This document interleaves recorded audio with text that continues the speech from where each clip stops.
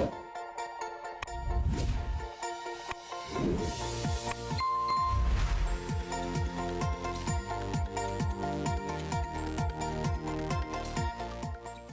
กทักทายสบายดีทุกคนวันนี้เขาต้องอยู่กับช่องน้องพี่ชาวฝั่งลาวนะทุกคนนะมื้อนี้ก็คือเราทุกคนเลยไปมื้อนี้ก็ไปนาลุงพงทุกคน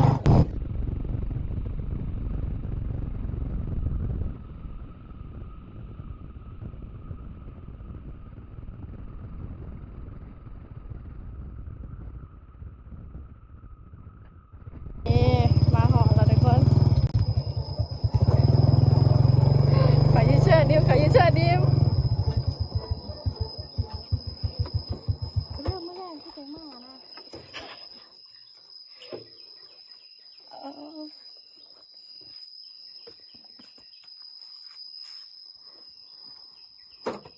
นี่เดี๋ยวคนมาฮอดเลยนาลุงพรมเราปลูกบางนัดไว้ทุกคนเอฟอ๋อแล้วบักลายหนึ่งบางนัดแล้วกันเป็นปลูกไว้เอาไปขายเนี่ยส่วนหนึ่งแล้วก็อยู่นี่ก็ส่วนหนึ่งนะทุกคนนะไป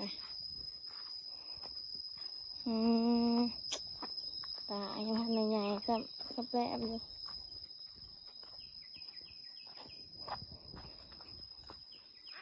หอดจะแล้วเนาะเราเนาะ มาสาย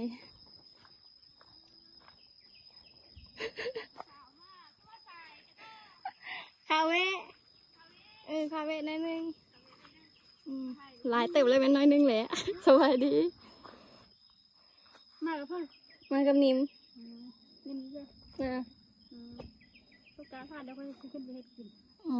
โอเคโอเคแล้ว2 มื้อแล้ว2 มื้อละกามืดนี่ทุกคนมาห่อแล้วก็ซิมาเฮ็ดกินก่อนนะทุกคนนะถาลงตอนแรงบะเดียวตอนนี้ก็ดังไฟถาเลย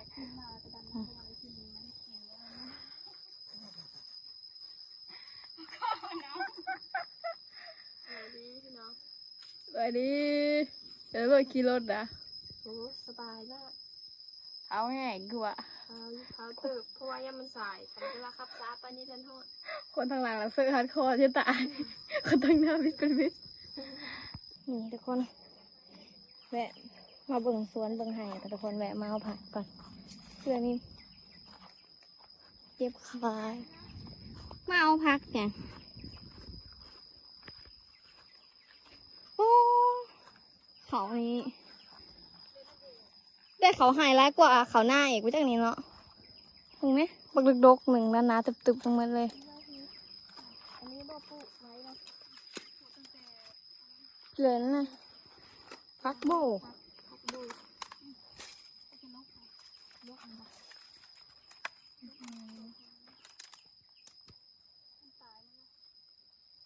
าแล้วน้องมาทุกคนชิมากลัวเป็ดก่อนเสร็จลาบนะทุกคนนะสตีเป็นคนครูขาเป็ดพี่น้องมานำหลังมันมาเฮ็ดกินพอดีมาเฮ็ดกินเลยนะมาโชว์ฝีมือเจ้าได้เห็นแต่ยังโมโหอ่ะกินแล้วมีแค่ทันทีเดี๋ยวเขาจะลองกินเบิ้งมื้อนี้นะยันกินยันเพ่ยันร้อยเลยนั่นว่าเสื้อเป็งโนหลายพอกะละลิดเป็งโนอ้อกินละร้อยไปบัดเดียว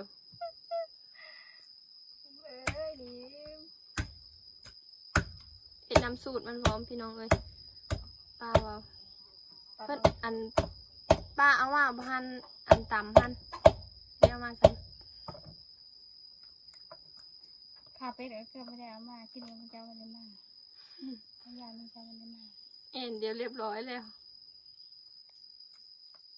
จะให้ว่ายันมาอ้าวเป็นเรื่องแบบนี้ดีเอาซีมันออกก่อนเอาซีมันออกยังคอยเท่าเดียวเอาซีมันออกจากกระดูกสตีเพิ่นเป็นอยู่ดอกเคยเฮ็ดอยู่เป็นละนิมแต่ว่าค่อยเป็นค่อยกำลังหาจุดมันอยู่แต่ต้องค่อยๆเป็นค่อยๆไปนะแจ็คเสียมือหันก็เรียบร้อยมือค่อยมันแข็งกับเล็กคนใดถ้าบ่พัดเพิ่นมานำหลังพี่น้องเอ้ยป่านนี้ท่านหอดอยู่จะหอดเสื้อแล้วดอกสงสัยหากระหอดบนนอนอยู่ตอนมาค่ะกำลังเธอโทรศัพท์อยู่เด้เป็นโทรศัพท์มาเด้พี่เตียวแล้ววะไม่ได้พี่เตียวเด้นี่ อนมานี่ตอนเราตัวนี้กันซอยกันเป็นเนื้อน้อยนะทุกคนว่าเขาจะมันจะยากเป็ดอันนี้ก็ได้ กินขามันก่อนเด้อดังฟังนั้นจะกินอันนั้นเป็ดเอาเป็ดเป็นตัว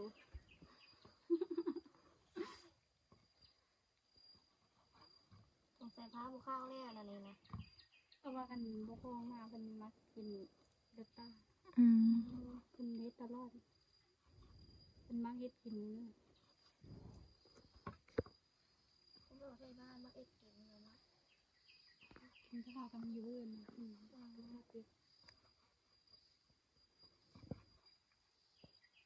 ล้างมันทุกคนปลาเพิ่นจะเอาไปต้มล้างมันแล้วแสบอีกลาบกะ ชื่อเนาะเป็นใช่ได้ มันส่วนบ่ได้ผ้าบ่เข้าเลยถุงผ้าเลยบัดนี้ผ้าบ่เข้าอัน ที่สาวเฮ็ดกิน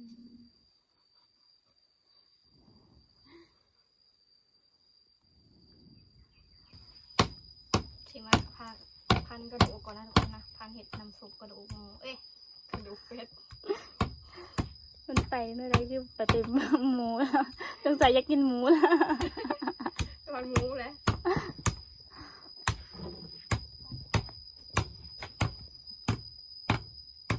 แหมพันให้น้ำซุปมันออกทุกคนมาถึงมีรสชาติแบบมันสีนฮักกระซอยแล้วทุกคนเลย พอกินอยู่บันสติ บุพอต่อค่ะว่าแท้ได้มันหน่อยโคตรต้องแฟนเอาคานหนึ่งมาเลยเอามาสัก2 คานนั่นเองเนาะ2 คานโอเคเลยอันนี้ก็เป็นเอ็นมันเสร็จประมาณนี้ทุกคนเลย ลองเบิ่งก่อนลองเห็ดเบิ่งก่อน คนละค เดี๋ยวจะทอดปลานั้น ำจะเริ่มเสียบกระตุกหลับไปใส่พักอันนี้บ่เขาบ่เคยเห็นว่ะใช่แบบใช่ป่ะ ซื้อลองเบิ่ง ปกติใส่พักอันนั้นเลยผักไอ้คำว่า ก็หอมนะ ผัก บ่ หอมผัก อยู่ไทยเขาเอิ้นผักชี ผักไอ้สังนะผักไอ้สังโตกินกับลาบผักไอ้สังลืมซื้อนั่นแหละอันนี้เป็นผักชีลาวเหมือนนั่นนะผักชีตาแหละ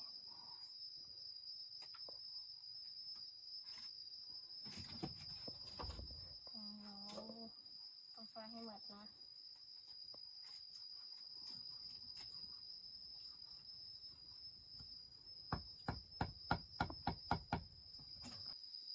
มาปูพี่น้องโอ้ยเยอะจังถึงว่าควันแล้วพัดว่าควันแล้ว รสพัดมาแล้วนะ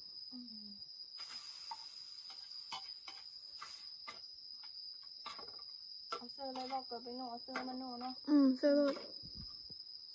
เอาเสื้อนี่นำไปลองกับไปโน่กลับไปเสื้ออันบ้านถุงแบบโอ้ไก่ดีกว่าไปโน่ ใส่ผิงหัวเลย อันนี้เห็ดกินแซ่บเพราะว่าเขาเน้นไปโน่ นั่นน่ะชมพูโอ้ผิงหัวโหราณนี่มัน จะกินตำมะนาวเชื่อมะเกวน ตามว่าอยู่กิน มะเกวนไม่มีเขากินเยอะเขาเราเยอะเขาจะห้าวกันเห็ดปลาเค็งเขาเลยวันนี้อันที่เพื่อนเราอันเมื่อวานนี่นะเพื่อนเรากินอันโคกบไปก่อนมื้ออื่นยังกินซีนเพื่อนเราผสมซื้อเพื่อนเราหลีได้พี่น้องเลย ซีนค่ะไปแต่ค่ะเดียว โอ้ยเธอหน้าก่อน อดเอาเนี้ยมช่วงนี้ซอสปันมาซอสปันช่วงน้ำหน้า แหวนช็อตธรรมดาช็อตจนไหว จนใหม่พร้อม ถ้าไอ้ของมาพี่น้องเลยไอ้ของมาเพื่อนเราเพื่อนจะเอาเป็ดมากินได้เอาไปพอดีแล้ว แม่นได้ขาเป็ด เอาไปพอดีมา หม ตู้ อเอาเป็ดมากินเป็ดยัง เอ ไง อหลับโอ้เลือดแปลงเลยเนาะอยากกินเลือดแปลงนี่วะแล้วกัน อีก4-5 มื้อก็ได้กินแล้ว โอ้ยโดนได้สิฮะมือ ก็คือ พอกมามันนาที28-29ก็ได้กินแล้วกินมา2 มื้อยังไม่ได้นะ มันชื่อว่าย่อค่อยเอ็ดจ้ะสีมือค่อยคู่มือดอกเนาะพี่เบิ่งค่อยซีเบิ่งก่อนซีเนี่ย เมื่อวานเนี่ยก็จะนิ่มมันบัวป๊อกเมื่อวานเนาะ โน่แล้วได้ นี่มันแล้วก็เสิร์น 10 โมงทันได้พาได้ดำนะ ขึ้นลายจะลงไปดำต่อรอบสอง เรือ2เฮือแล้วแล้ว เดี๋ยวส่งเฮ้อ โดดเสือโดดเสือ ไปดำ2คนแล้ว2เฮือ โดดเสือโดดเสือแล้วก็แล้วเนาะ เหลือเฮือน้อยนะเฮือใหญ่แล้วนะ เฮ้อมันน้อย ยังเฮือน้อยบ่อยนะเฮือใหญ่ทางลงแบบนั้นแล้วนะ นิ่มก็น้ำลายก็ได้ พอดีน้ำมันออกจะนี่ดิมา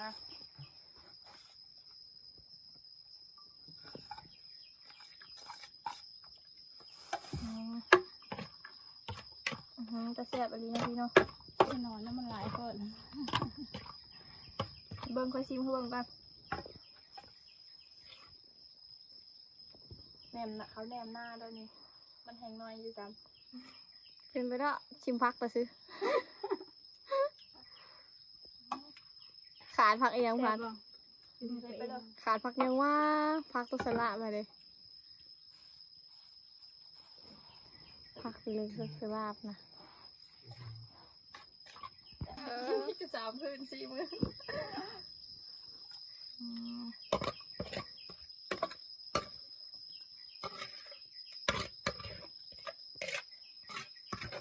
เปรี้ยวกินหวานมันนี้กินน้อยไปก่อน จะแซ่บอยู่ น้ำมัน ดีนะที่เราอยู่ไกลไม่ใช่ละเฮ้อย ามันดิ ทุบเจอได้จะเป็นไฟนะเป็นลาบประมาณ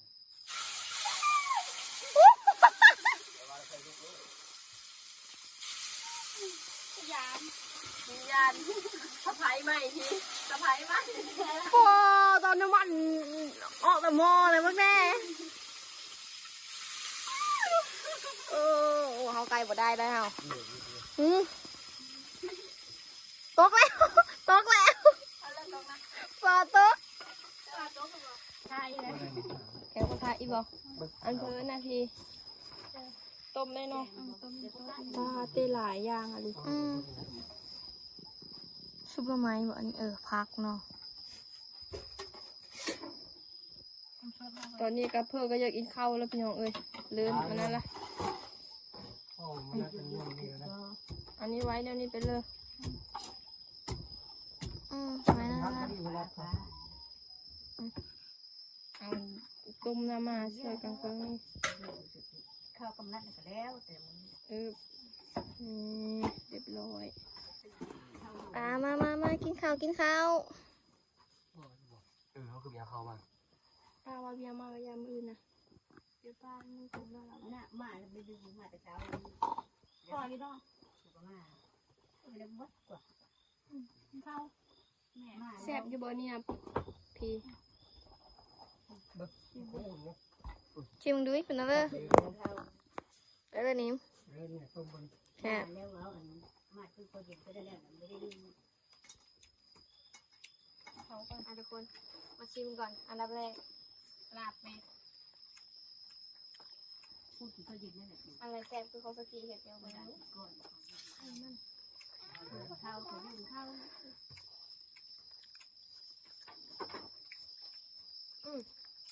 แซ่บบ่แซ่บอยู่จะสกีเซ่บก็ค่ะ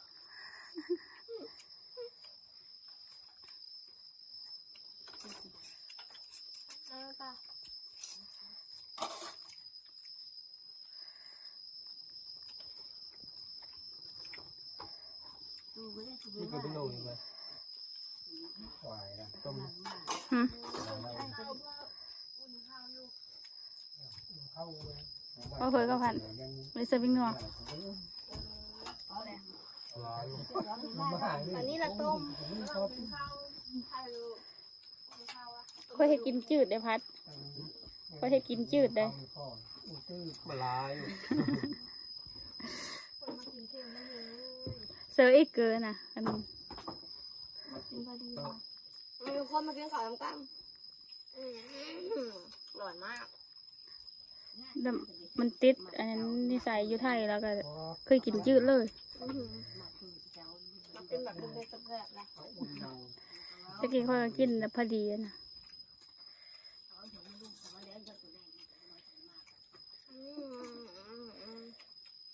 เป็นไข่มาละ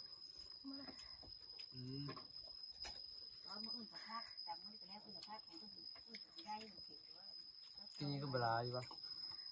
โชว์อีกเกินนะพัน ทีนี้ก็จะไปทอดน้ำเลย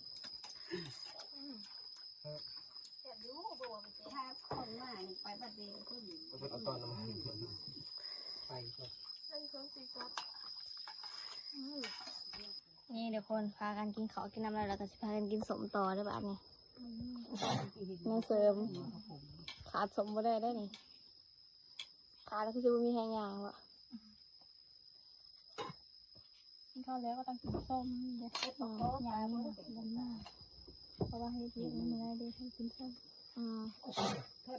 ก็เจอกับแซ่บเต๋อทุกคนนี่ก็เจอกับเหมือนมันก็ล้างหน้าก็เสร็จอันนี้ ขายผักแล้ว เบาแล้วมันดังพันเบาแล้วมันดังมันขายเสื้อได้ เทียนหัวโป้นะ เอาไปต้นดำเพราะเฮ็ดมาขายสักตัว มาแล้วคนมากินน้ำกันส้มอัดส้มพัดตาแล้วมันก็เอว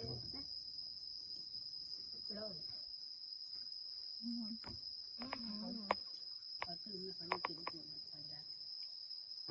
ร่อย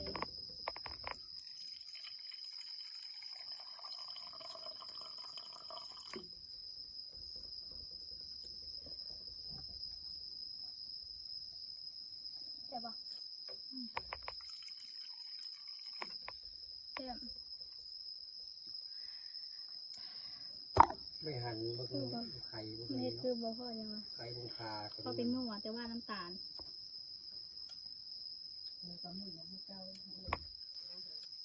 จะไปอร่อย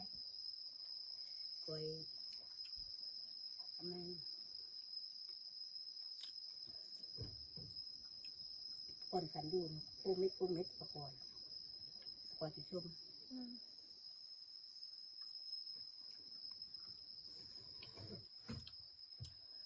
มึงเนาะอันนี้แกคือน้องต้น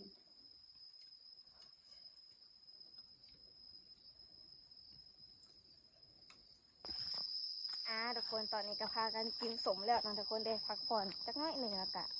ลงไปลกกานะทุกคนดำนาลงไปดำนาป่าเป็นคนลกทุกคนลกได้ร้ายหมัดนะคือขอน้ำมีนาทีไปดำนาทุกคนพอหน่อไม้เป็นกาเป็นตะมีหน่อไม้อะไรทุกคนมึงไงก่อนหน่อไม้ทองไผ่มาตอนนี้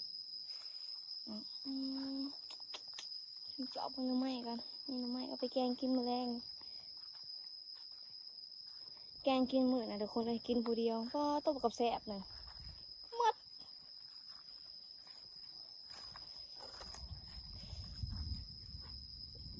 บ่ออกเนาะไปหาดำนานะโอ้ตัวบอลนี่นะทุกคนเลยโคตรห่มอะไรวะเนี่ยห่มอะไรกงคามไปตามมาปูสะอาดหนังนี่วิซีเย็นค่ะ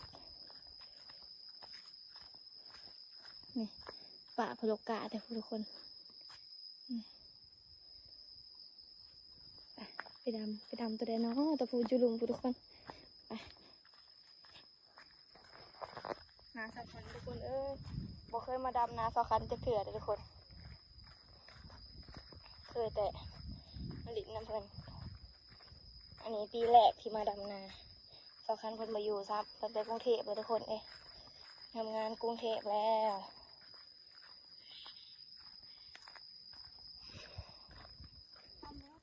ปลานี่ทุกคนเริ่มลงดำนาได้นี่สกีกระดำเลยปูหอดปูเลยเพื่อนปล่อยอ้อเสียน้ำนะ เขาแก้ผู้เดียวแล้วนี่นะ น้ำสูงอะไรเนาะ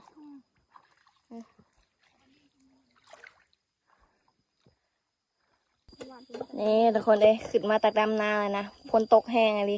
ผ่าทุกคนผ่าอันขางพวกเลยแบบปิดโทรศัพท์ไว้นะฮะก็เปิดมีสิพากันเมื่อทุกคนดำนาแล้วเลยไปหาบางนัดกันทุกคนเลยหาเอาหมากพอดีกินนะเอามากินแรงเอาสัก2 หมากก็พอแหละไม่เป็นไรดอกเชื่อก็มันนัดก่อนมึงด้วยนี่ไงฮะมึงนัดเราได้เนาะแบบนี้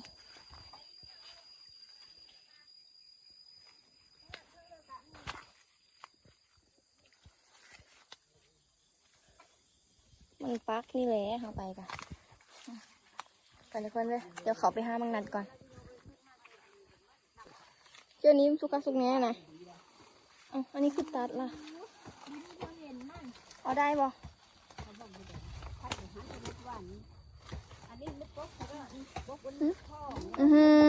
กายซุกแล้วนี้เว้ยจนหนาวล่ะเอาไปเปาะข้างล่างได้ป่ะ จนหนาวล่ะ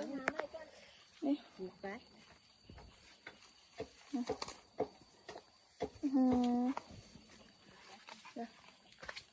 หาอยู่ฝากคุณนี่เลยนี่ทุกคนงัดซุปเห็นแล้ว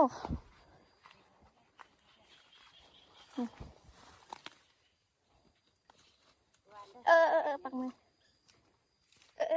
ตาใจได้ว่าได้ทุกครั้ง เอาขอเอาบ่เป็น เอาแม่ก็เป็นนะตุ๊กตาหักเพิ่ง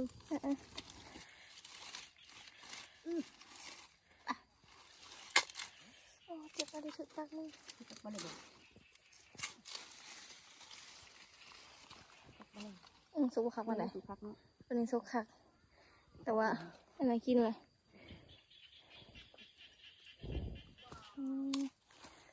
ทุกครั้งได้ทุกครั้งได้พอดีกินแล้วจำมีน่ะ พอได้กินแล้วบ่ พอดีกินแล้ว Ừ. เรียนจำนู่นนี่พอดีกินแล้วนี่ ไปหาต่อก่อน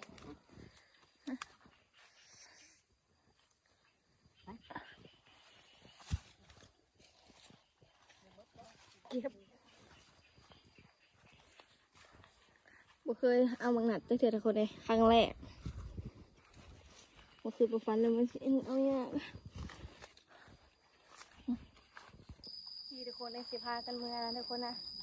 คลิปนี้ก็เอาประมาณนี้ทุกคนไว้เจอกันใหม่คลิปหน้าทุกคนนะวันนี้ขอตัวมาเรียนก่อนบ๊ายบาย